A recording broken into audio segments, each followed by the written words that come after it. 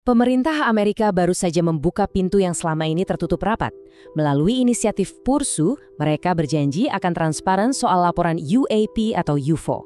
Akhirnya kita akan tahu apa yang sebenarnya ada di langit kita. Rilis pers resmi mereka ini terdengar sangat menjanjikan. Katanya sih demi transparansi total. Publik sekarang bisa langsung mengakses file-file rahasia soal anomali udara ini. Perburuan yang mendebarkan kan? Tunggu dulu, kalau mereka benar-benar ingin transparan soal apa yang ada di langit, kenapa mereka justru memasang sistem sensor yang mengaudit apa yang ada di saku celana kita? Saya sudah bedah log sistem Gremlin ini, dan jujur aja, ini sama sekali bukan soal alien. Oke, mari kita mulai dari bagian pertama. Janji transparansi data UAP.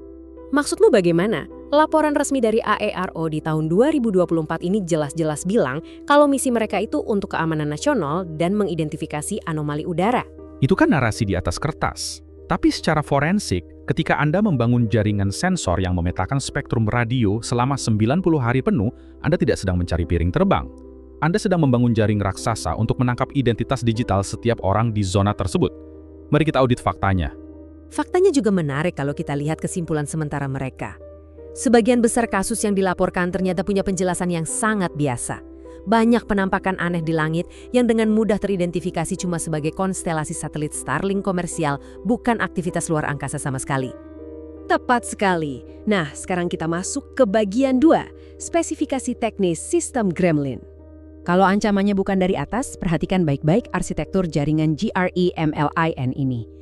Ya, ada radar 2D dan 3D itu sangat standar, tapi coba lihat komponen krusial di bagian bawah, RF Spectrum Monitor atau monitor spektrum frekuensi radio.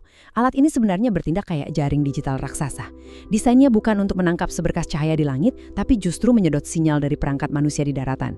Laporan AERO sendiri menyebutkan langkah Gremlin selanjutnya adalah kampanye pengumpulan yang mereka sebut Pattern of Life atau pola kehidupan selama 90 hari berturut-turut. Ini murni bahasa intelijen.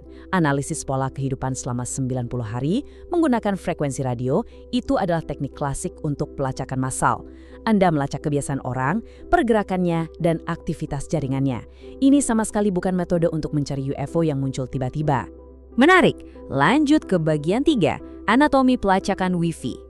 Jadi, pertanyaannya, bagaimana monitor frekuensi radio ini sebenarnya bisa menyapu data langsung dari kantong kita? Kuncinya ada pada apa yang kita sebut sebagai prop request. Setiap ponsel, tablet, atau smartphone di saku Anda yang Wi-Fi-nya menyala, itu secara konstan dan otomatis meneriakan kehadirannya. Perangkat Anda mengirimkan sinyal tak terenkripsi ini cuma buat mencari jaringan Wi-Fi di sekitarnya. Dan tebak, Anda bahkan tidak perlu terhubung ke Wi-Fi apapun agar sinyal ini bocor. Begini langkah presisinya. Pertama, ponsel Anda menyiarkan probe request. Kedua, sensor seperti yang ada di sistem Gremlin tadi menangkap alamat MAC dan kekuatan sinyal dari siaran tersebut.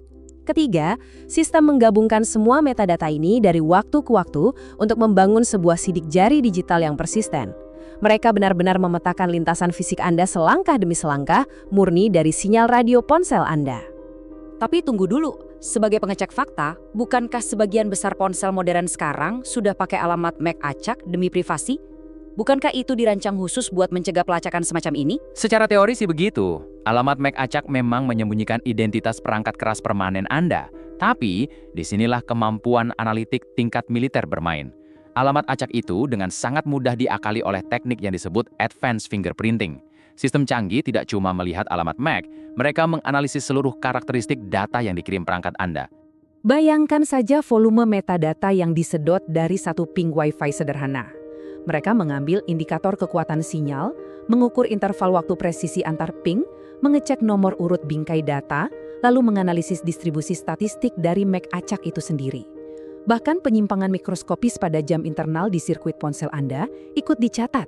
Gabungkan semua titik data ini dan Anda mendapatkan sidik jari yang benar-benar unik. Privasi Anda menguap begitu saja. Kalau begitu ceritanya, kita masuk ke bagian 4, risiko privasi pemantauan massal. Kalau sistem ini benar-benar melakukan pengumpulan data skala besar, kita sudah masuk ke wilayah hukum yang sangat serius. Coba kita lihat pedoman perlindungan data Eropa yang diatur melalui GDPR. Mereka secara eksplisit sudah menganalisis implikasi dari teknologi pelacakan Wi-Fi ini. Dokumen resmi dari AEPD menegaskan konsensus yang jelas tentang bagaimana teknologi pelacakan spektrum semacam ini melanggar batas-batas privasi individu kita. Dan kutipan ini dengan sangat tajam merangkum bahaya utamanya, melacak pergerakan orang tanpa tindakan atau sepengetahuan mereka. Itu poin forensik yang paling krusial. Anda tidak perlu mengklik setuju, Anda tidak perlu mengunduh aplikasi apapun. Anda cuma butuh berjalan di dekat jaringan sensor dengan ponsel di dalam saku dan boom, Anda sudah tersapu ke dalam jaring data ini.